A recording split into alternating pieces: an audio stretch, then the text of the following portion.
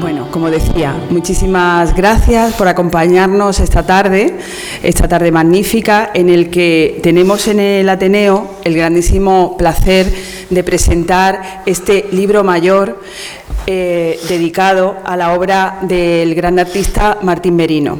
Estamos entre amigos, tengo la fortuna de estar acompañada de dos grandísimos amigos, Antonio Pedraza, que además es el artífice de este acto, por el que estamos aquí, aunque ponga mala cara, pero es así. Araceli. Y Guillermo Busutil, también un gran amigo, nuestro gran Premio Nacional de Periodismo Cultural. Además, que además está aquí en calidad de crítico de arte y además gran socio del Ateneo de hace muchos años. Muchos años y medalla Ateneo también, sí. Bueno, aprovecho para decir que gracias a los socios del Ateneo como Guillermo Busutil y otros muchos conocidos y anónimos, pues el Ateneo abre sus puertas cada día y podemos celebrar este tipo de actos. O sea, aprovecho para decirlo porque por si no sois socios y socias los que estáis aquí, pues tenéis la gran oportunidad de ver todo lo que hacemos y haceros socios o socios. Como decía, hoy vamos a presentar este magnífico libro que recoge la obra escultórica y pictórica de un artista que se labró un nombre propio entre los artistas malagueños, entre el mundo del arte malagueño, no solo gran artista, sino también gran docente e investigador. Para nosotros, como decía, es un grandísimo honor poder presentar esta tarde este libro aquí en el Ateneo de Málaga, y tengo que dar las gracias no solo a las dos personas que me acompañan, sino también a su coordinadora, porque es la persona que Araceli González, la persona que ha coordinado esta magnífica edición. Aprovecho también para decir que gracias a Araceli, el Ateneo va a recibir una preciosa donación de unos elementos artísticos de Martín Merino, que son un maniquí articulado de dibujo y dos caballetes de modelaje, de escultura, que su esposa Araceli nos va a donar, y al final de este acto haremos la firma, si a ella le parece bien, haremos la firma de ese acuerdo de donación. Así que muchísimas gracias, Araceli, porque para nosotros es un grandísimo honor poder tener aquí en el Ateneo esas piezas que tienen no solamente un gran valor artístico, sino además un gran valor sentimental, y por eso pues estamos encantados de recibir esas piezas. Yo no voy a prolongarme, a extenderme más, porque muchas gracias, Antonio, quien tienen que hablar pues son, en primer lugar, voy a pasar la palabra a Antonio Pedraza.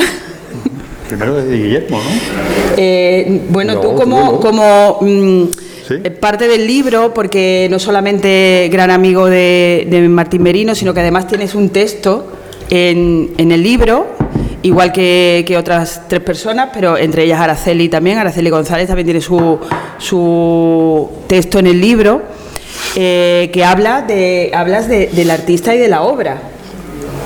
Entonces, por eso yo he pensado que primero te doy a ti la palabra como parte también de este libro mayor, y luego a Guillermo, pues que va a hacer esa semblanza del artista y va a hablar de su obra y no solamente el contenido del libro, que recoge obras desde los años 60 hasta los últimos tiempos de su obra, sino que también va a hablar de toda su obra y su trayectoria, ¿no? Entonces me parece más oportuno que él intervenga en segundo lugar.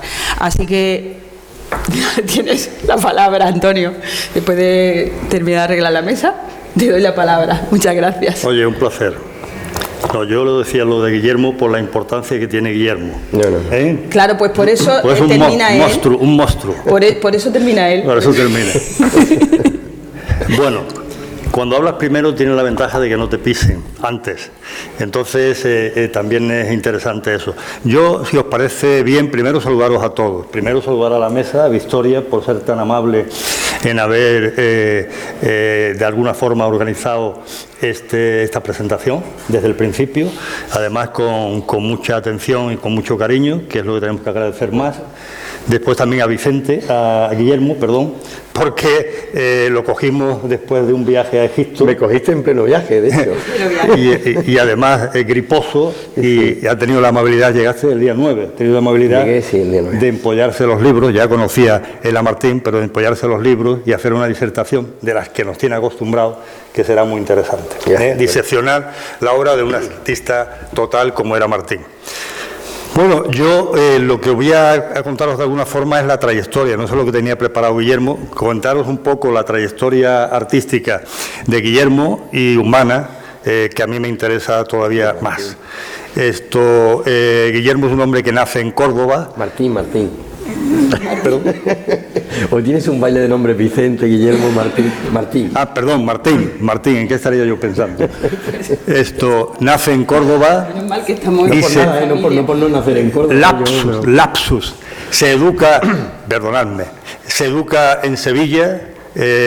Su padre era corredor de comercio, notario, registrador.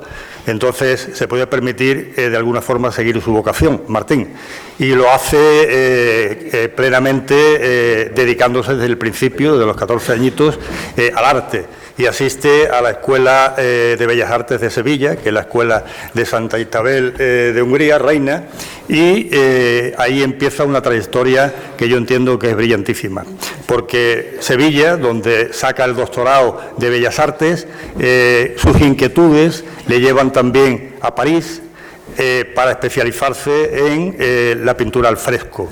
Es una inquietud que va a tener durante toda su vida, el conocer materiales nuevos, el aplicar materiales nuevos, el diversificarse hasta llegar, como va a llegar al final, a la abstracción, algo muy distinto a lo que él pensaba o lo que de alguna forma destilaba su perfil al principio.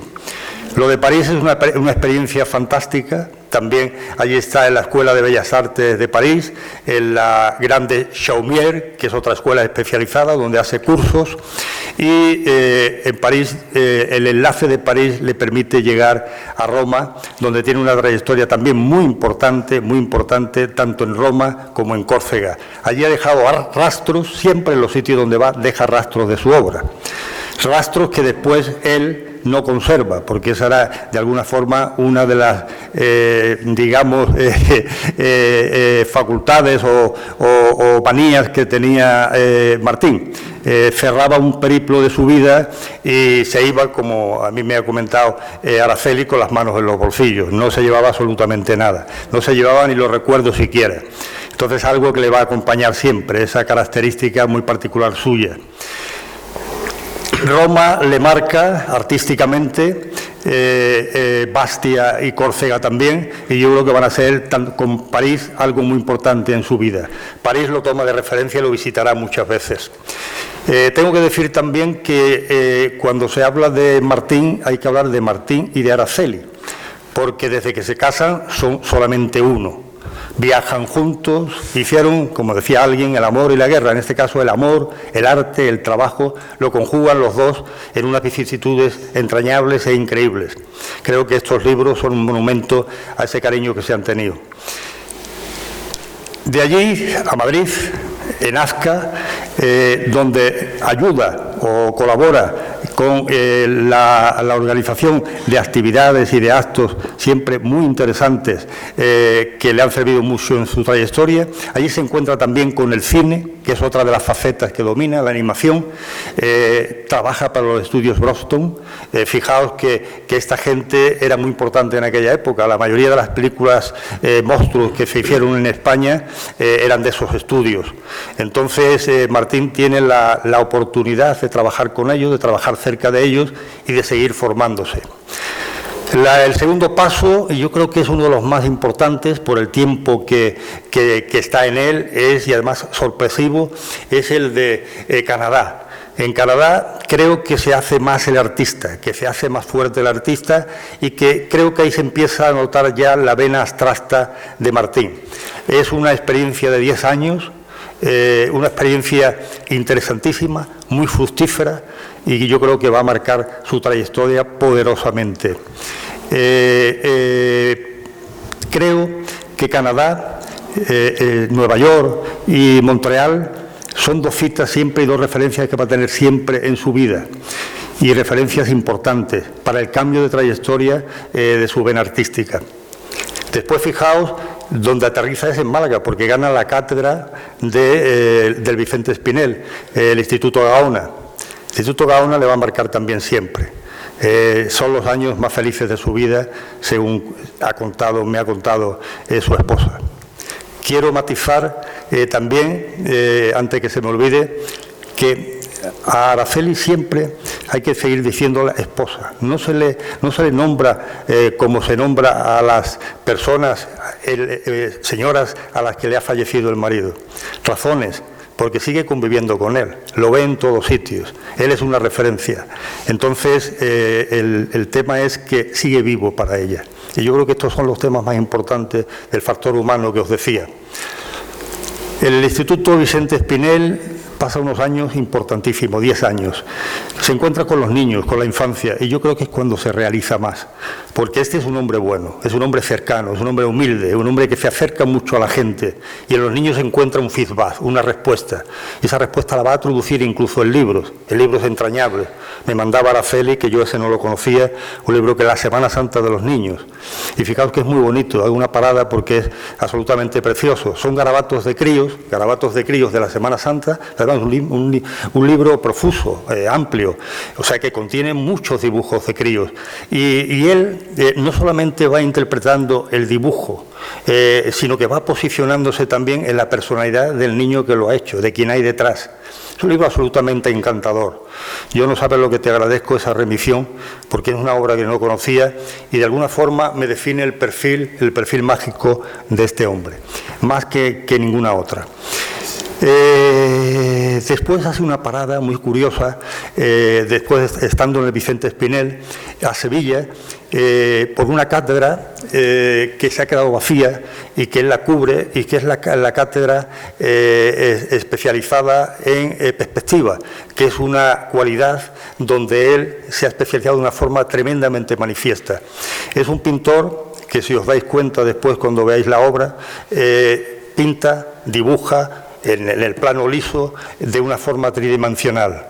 O sea, le da un carácter a la obra en papel de escultura. Y eso es una cosa muy difícil, y es por el dominio que tiene tan tremendo de la perspectiva. La perspectiva la hace de alguna forma un arte y una especialidad en su caso. Tira un tiempo allí y después vuelve a Málaga, y ya cuando vuelve a Málaga vuelve a la UMA y se encarga de una cátedra en la UMA, es su última época en Málaga, si no me equivoco. Es una etapa también interesante porque la conjuga con una gran capacidad artística, con una gran profusión para crear obras. Y eso es muy importante. Málaga tiene muchos recuerdos de él. Hay unas obras que son muy significativas, y una es El vocero de la prensa, que Araceli, el original, lo donó Araceli a la Asociación de la Prensa, y que es una figura de un chaval pregonando los periódicos, absolutamente tierna, muy bonita. Y ese es de alguna forma, es el regalo o el obsequio, el premio que el Ayuntamiento de Málaga entrega en los premios de periodismo que organiza el Ayuntamiento. Tengo también un recuerdo muy importante, y yo creo que le emocionará a Araceli cuando se lo comente. Es el día que vivimos, aquel día hermoso y luminoso que vivimos de la instalación del busto de Manolo Alcántara en el Salón de los Espejos del Ayuntamiento de Málaga. Fue un honor para todos. La anécdota es que Manolo, lo he contado muchas veces, cuando se vio en el bronce, él dijo aquella frase famosa: me he quedado de piedra. Y es que se vio de alguna forma retratado de una forma mágica. Ese busto está en la entrada del Salón de los Espejos, en un sitio especial, y nos cabe el orgullo de haber contribuido, bueno, físicamente, no de otra forma, a que aquel día se produjera la sesión de Araceli al Ayuntamiento de Málaga, y es un tema absolutamente entrañable. Ahí está Está también en Estepona, está en muchísimos sitios y en muchos pueblos como Gaucín, tengo que contar también algunos temas de Sevilla, porque en Sevilla, la época de Sevilla, que es una época todavía donde no se ha definido el artista, hace unas obras que son emblemáticas.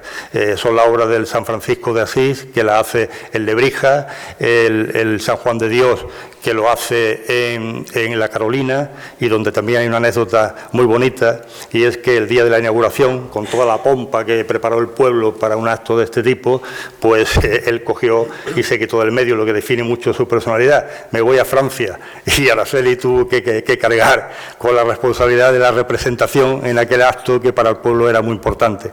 Yo tengo entendido que muchas veces después ha visitado La Carolina para recrearse la estatua, que es una estatua maravillosa, lo mismo que la del Cristo de las Trinitarias, que es un Cristo que a mí particularmente me impresiona, porque no es un Cristo al uso, un Cristo de la Semana Santa de Málaga, no, es un Cristo que tiene algo, diría, de moderno, de contemporáneo, de distinto, de romper el barroco, que es lo que hacía este hombre, romper las reglas del arte.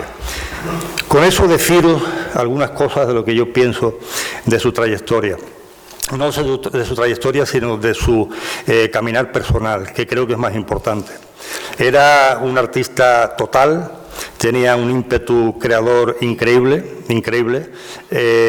un impulso que le hacía estar siempre en guardia con las musas, con esas musas que se le acercaban y le tatareaban de alguna forma canciones que le llevaban a desarrollar un proyecto, a mover el lápiz o hacer una obra.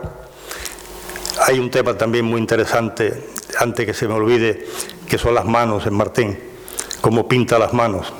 Creo que están en el libro, por lo menos están en los libros anteriores. Son unas manos que se puede leer en la palma de ellas, se puede leer el carácter de una persona. Las manos muy expresivas. Nunca he visto algo igual, parecido a esta forma de tratar las manos humanas, que en Chillida, pero con mucha diferencia. Chillida no te da, de alguna forma, no te causa la impresión que te causan las manos, son manos más amorfas, las manos de Martín. Las manos de Martín tienen vida, te están dando algo, te están pidiendo algo, están humanizadas. Es un tema muy emotivo. Martín fue muy feliz, y lo estaba contando antes, en el tiempo que estuvo en el Vicente Espinel. Fijaos que es nuestro Gaona, la Gaona que conocemos todos, la escuela de Gaona, y en ella, con su interconexión con los chavales, encontró de alguna forma la felicidad. Es donde se sintió más realizado, es lo que de alguna forma veo en su trayectoria. Se acercó más a los niños, se acercó más a lo humano. Era un hombre más bien retraído. A mí, Araceli me decía que a veces era muy difícil adivinar sus preocupaciones, porque no las soltaba, nunca las decía. Era un hombre que se ensimismaba, se volvía en sí mismo, y yo creo que estaba concentrado en su tema, en su atmósfera, en el arte y en esa bifurcación que ha tenido su trayectoria tan importante. En Gaona, la época de Gaona fue muy feliz. Después era un hombre que tenía una forma muy elegante de hablar, era un hombre muy sencillo, hablaba con mucha parsimonia, con mucho estilo. Tenía encanto y atracción, a pesar de ser una persona que no buscaba nada de eso, que no buscaba la respuesta del público. Era, como digo, un gran hombre, un hombre especial. Le gustaba mucho la música, se acompañaba de la música cuando trabajaba, tocaba el piano también.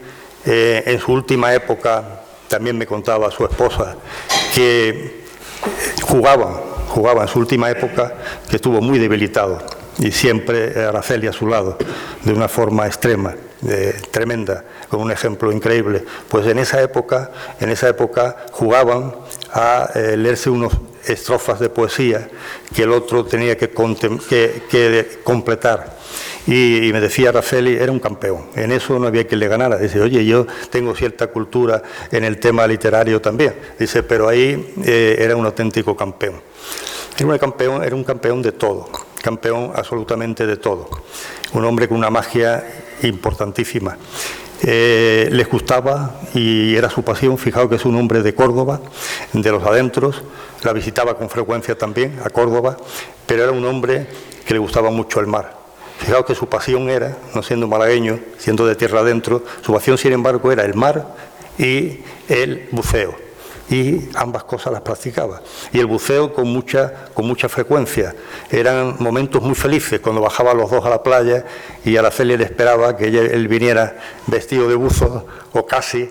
Esas debían de ser escenas memorables y muy emotivas y muy bonitas. También me contaba una anécdota, estando, y no sé si la voy a recordar todas, y me perdonáis si me extiendo, que estando en Jaca, de las milicias universitarias, le mandaron que llevase un grupo de jóvenes, al mando de un grupo de jóvenes. Sabéis que se salía de oficial en aquella época, yo también hice las milicias, se salía de alférez, se salía de sargento, y le pusieron al mando de una columna de jóvenes andaluces.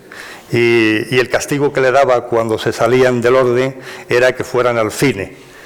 Y me dice que muchos de ellos, porque eran gente de campo la mayoría, era la mili de antes, como sabéis, que era un tema que se ha perdido y que era muy importante, yo creo que para la formación de la gente y para la interconexión de las clases en España, pues él les castigaba mandándolos al cine o enviándolos al cine y después le hacía que le contara la película. Era un hombre, vuelvo a repetir, muy interesante, absolutamente increíble. Y yo quiero terminar diciendo lo que le dije y de alguna forma está al final también de mi prólogo. A mí lo que me ha llamado la atención de esta obra, que no es una obra que se cierre solamente en este último capítulo, la abstracción, sino que son 2 capítulos más, profusamente ilustrados, con una edición de lujo. Fijaos una cosa, que no se pretende por quien la ha patrocinado, que es su esposa, vender, sino lo que se pretende es divulgar la obra, poner en valor la obra de Martín. Es un tema increíble. Yo le dije una cosa que la quiero repetir aquí, aunque pueda parecer una cursilada. Era un tema faraónico, porque ha sido recopilar una obra que él no quería guardar, porque iba quemando literalmente todo lo que dejaba detrás, recopilar esa obra con lo difícil que ha sido, como para llenar 3 volúmenes hermosísimos, increíbles, con una ilustración. Aquí está también el representante de la empresa que lo ha editado. Enhorabuena, porque las presentaciones son fantásticas, que va a quedar impreso, y va a quedar impreso también para la eternidad. Enhorabuena por esta obra tan impresionante. Vuelvo a repetir que es un canto al amor verdadero. Y yo creo que es lo más importante de esta fenomenal obra. Gracias, Antonio.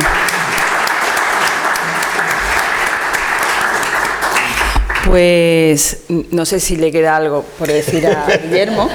O sea, efectivamente tenía. Claro, no sé, está claro que no se te puede dejar que empiece tú. No se me puede dejar suelto. Bueno, ya le has quitado la mitad de lo que. No. Bueno, seguro que no, porque Guillermo siempre tiene mucho que decir y además muy bien. Así que tienes la palabra. Muy bien, muchas gracias, querida Victoria. Muchas gracias, querido Antonio. Y también porque he conocido la obra de Martín Merino. Siento que en la proyección no esté la parte de los dibujos, que a mí me gusta mucho. He intentado hacer un texto, porque cuando uno escribe de arte y habla sobre arte, yo al menos intento ser lo más visual posible para que no se quede en un relato técnico, puramente artístico, sino que intento que veáis aquello que yo veo en el arte, en la obra de Martín Merino, e he intentado expresarlo con la mayor plasticidad visual posible. Pintar es pensar. El color, el trazo, el gesto, el espacio. Cada uno en la precisión de su temperatura, del vigor y la levedad de su insinuación, de la fuerza de la expresividad. Pintar es explorar. ¿Qué color, qué movimiento y desenlace, qué lirismo o materialidad? No hay pintura sin estos 2 procesos fundamentales para abordar un dibujo o un cuadro. Y aunque en el proceso de construcción de la obra, la exploración y el pensamiento improvisen, se enfrenten a hallazgos sorpresivos o dialoguen en una batalla entre el dominio, la intuición, la duda y la resolución. No hay pintura sin estas premisas básicas. Hay que recordarlo en una época en la que el arte se contamina de confusión y en la que cualquier expresión se denomina arte, en la que el adanismo y la instrucción técnica se ensalzan y en la que muchas veces se aplaude la subversión que no está sustentada en el dominio de lo clásico, de las reglas y la experimentación. Es importante también porque voy a hablarles de la obra de Martín Merino, cuyo trabajo se encuadra en estos principios de la creación artística: pensar y explorar, y como en todo artista que formalmente lo sea, sentir e interrogarse sobre su obra en busca de la excelencia en unos casos, en pro de la naturalidad convincente que debe tener toda creación plástica. Martín Merino es la evidencia de una persona entregada al arte, decidida a que fuese un modo de vida en su concepto más militante y romántico, simbolizado en sus apuestas iniciáticas por París y Roma. Una actitud y una brújula ante el mundo y su itinerante educación plástica, y en su defecto que el arte fuese al menos, y es mucho al decirlo, el hábitat de encuentro entre el impulso creativo, el camino propio de la expresión de la mirada y, como fue en su caso, también el rigor académico que dota de magisterio el conocimiento amplio y específico del arte y la docencia de la naturaleza artística. El suyo atestigua ese equilibrio entre el alma y la metodología, la razón y lo telúrico. Polifacético, Merino no dudó en hacer mano en todas las disciplinas y soportes. Incluso de sus propias manos realizó estudios expresionistas, intimistas y en cierta manera simbólicos. Manos como la cresta abierta de un gallo de la veleta que señala su horizonte. Manos igual que una caracola atávica que alberga la textura del mar y la ondula en su oleaje de voces. Mano dormida como una iguana sobre el sol de una piedra. Su escorzo presente en un guante del que ha ahormado la huella de su peso y de su forma. Las manos como un grito maniatado del que su fuerza escapa. Las manos en un abrazo que hace tierra y planicie. La mano, cuyos dedos expiran esa última caricia del afecto y que otra, sin quererlo, deja que se le duerma el aliento en la despedida a punto de apagarse. Da igual que se trate de la muerte o de un amor que viaja. Ambas tienen la delicadeza de un desenlace del que nos impregna esa delicada fugacidad del roce que divide los dos momentos de cada mano. Las manos son una actitud que nos delata, un lenguaje que danza polisémico y a la vez mudo, un pájaro que sujetamos en un intento de domesticarlo. ¿Qué mano tuvo por encima de todo Martín Merino para la exquisitez del aire y de la dicción del dibujo y su humanismo? El dibujo, la regla de oro del arte como la definió Ingres, la conciencia de la fluidez espontánea de la continencia y la posesión. Es para mí lo más determinante de Martín Merino, que entiende del dibujo la hipnosis y la poesía de su frescura, la precisión de su fragilidad, ese instante fugitivo que tiene la línea en el análisis y la creación de la forma y del volumen, su fuerza de insinuar lo invisible a través de lo inacabado. Así lo expresan sus mujeres a lápiz, la serenidad del trazo, la atmósfera del boceto en metamorfosis, los apuntes de las curvas de la quietud, la insinuante monumentalidad de la carnalidad, el erotismo suave en los estados de la naturaleza del desnudo y en otros momentos su estudio de los volúmenes, del temblor de la forma a la que Merino le interpela la serenidad y la vibración. Tiene Merino dibujos amantes, acrobacias gimnásticas, maternidades, feminidades del paso del tiempo, sombras, escorzos, y en cada dibujo lo que le importa a él es la brevedad y la convicción de la línea, de la que queda una huella indeleble, sugerente, eficaz en su lirismo. Aborda también en su trayectoria en esta disciplina al hombre argonauta y atleta, entre jabalinas y jarcia, la tertulia del café donde el dibujo es el silencio del trazo, el aroma del grupo en el que la identidad se disuelve. De ella igualmente emergen yogis, flaner de calle, ejecutivas empoderadas, el divertido guiño de las modas desveladas en la melena y en el nudo doble de la corbata. Son siempre en Merino importantes los detalles. Y me gusta mucho ese antihéroe de barra, sus múltiples identidades sin rostro conversando entre ellas en un espejo ausente, pero del que los reflejos nos delatan el secreto de su existencia. pura atmósfera de novela negra, filosofía eterna acerca de los sujetos del sujeto. En esta suite del lápiz enamorado no puede faltar Araceli, musa, modelo, ancla, fundamental para todos los que hacen del arte su vida, ni tampoco los homenajes a Torrente Ballester y su esencia borgiana a la española, ni ese Orlando furioso en la cabeza del poeta Gilles Vigneault. Y haciendo costumbrismo le suma el divertimento del nazareno torero, pura viñeta de prensa a la que nos regaló la ternura de su vocero como escultura de premio. Y en su en vez del humor, el drama del realismo crítico de sus ahorcados en los semáforos, los antidisturbios que evocan a Juan Genovés.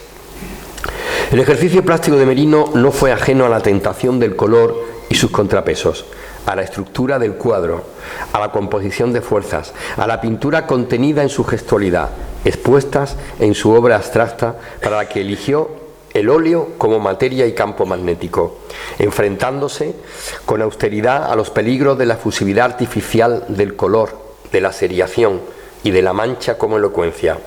No son sus cuadros, ya los están viendo, pinturas hieráticas. Se preocupan por una pincelada que, siendo lírica, no esconde su estudio de la geometría que delimita fronteras y a la vez las permea, componiendo alianzas y expandiéndolas a la vez. A veces sus cuadros son un campo de ocres aparcelados como estanques de tierra. En ocasiones son el musgo del agua de las albercas donde se ahogó el verano y en su fondo medita el invierno. Busca Merino que la luz se abra desde dentro, tensar fuerzas que al mismo tiempo armoniza. Muestra su preferencia por la indagación de cada consecuencia y hallazgo. Se hace fuerte con los colores fríos, los azules sobre todo, que todo lo magnetizan. Y cuando la abstracción del óleo la entiende conquistada, pretende otro romance con los campos acrílicos de sus ficciones. No quiero terminar. Pronto llego, el diálogo de mi mirada con su mirada en su obra, sin destacar, Antonio Pedraza lo ha hecho, la poética idea del libro Dibujos Infantiles de Semana Santa, en el que su sensibilidad, su talante de instructor académico del rigor y su heterodoxia como pintor le llevaron a escoger y a diseccionar el esquematismo y lo simbólico, la libertad espacial, la imaginación de lo figurativo, la vanguardia inocente de los objetos, de las situaciones y de los personajes, procesiones, nazarenos, la bola cerúlea. Dibujos con los que la infancia manifiesta la soltura del lápiz sin corsé alguno, ajena a la geometría disyuntiva, al sistema diédrico, a la perspectiva cónica y a la proporcionalidad de las que Merino fue un catedrático excelso para hacer un realismo descriptivo con mucho de realismo mágico. Creo que además de los volúmenes en los que Araceli González ha aterosado cariñosamente su producción y su arte, este libro desvela y expresa la mirada, el talante y el talento de Martín Merino, esa libertad de mirar el arte y de ejecutarlo más allá de sus reglas y de sus costuras, porque lo que importa es la pasión, la mirada, y espero que haya quedado claro en mis líneas, la mano, su mano. Gracias.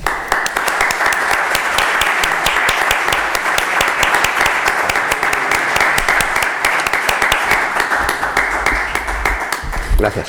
Muchísimas gracias, Guillermo. Bueno, una lección magistral no solamente sobre la obra de Martín, sino sobre el arte en general.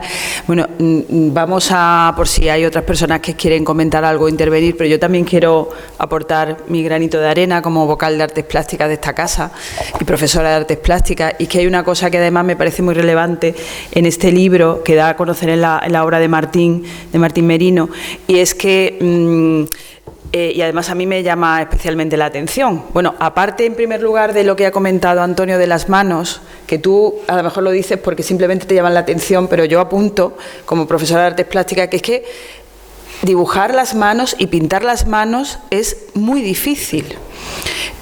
Cuando se ve una mano maravillosamente pintada y con esa humanidad y ese realismo que tú comentas, el espectador ajeno pues piensa que a lo mejor es muy fácil, pero no, pintar las manos es una de las cosas más difíciles que hay. Por eso hay grandes pintores que son maravillosos, pero que luego ves las manos y ves esas manos raras, ¿no? Que no parecen tan naturales, ¿no? O la dejan inacabadas porque... O la deja inacabada y se convierten casi, ¿no? en un casi boceto, sí, porque es muy difícil, o sea que es un virtuosismo muy importante que vemos en la obra de Martín Merino. Y luego lo que yo me refería, que además creo que se ve muy bien en el libro, es su paleta de color, cómo evoluciona. A mí me llama la atención porque en las obras de los años 60, 70, incluso 80, y en las obras al óleo, la paleta de color tiene muchos ocres, como tú bien decías, ¿no? Los colores fríos, esos azules, toda esa cantidad de colores tierra y muchos colores apagados, digamos, ¿no? Sin embargo, cuando se vuelca en los acrílicos, en una etapa además más cercana en el tiempo, por lo tanto más mayor, la paleta de color crece en un cromatismo que tiene una vida intensísima, unos colores saturados, vivos, fuertes, muy potentes. Suele ser al revés, ¿no? De lo que suele ser habitual en los artistas, pues que a medida que van aumentando en la edad, pues la paleta de color se vuelve más seria o más plana, ¿no? Y en cambio en Martín Merino es justo al contrario, la paleta de color se intensifica en saturación, en fuerza, en energía, en colores puros, ¿no? Y a mí eso me parece muy peculiar. Bueno, hay pintores que le pasa. Alvarado, por ejemplo, también hace ese viaje de lo frío a lo cálido, ¿no? No es tan dogmático.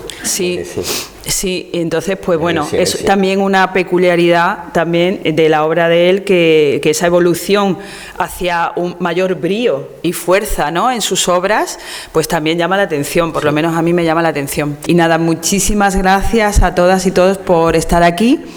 Así que agradecer a Antonio, a Guillermo, las magníficas palabras que nos han dado, ese acercamiento que hemos tenido a la figura de Martín Merino, y repito, muchísimas gracias a todas y todos por acompañarnos esta tarde. Muchas gracias.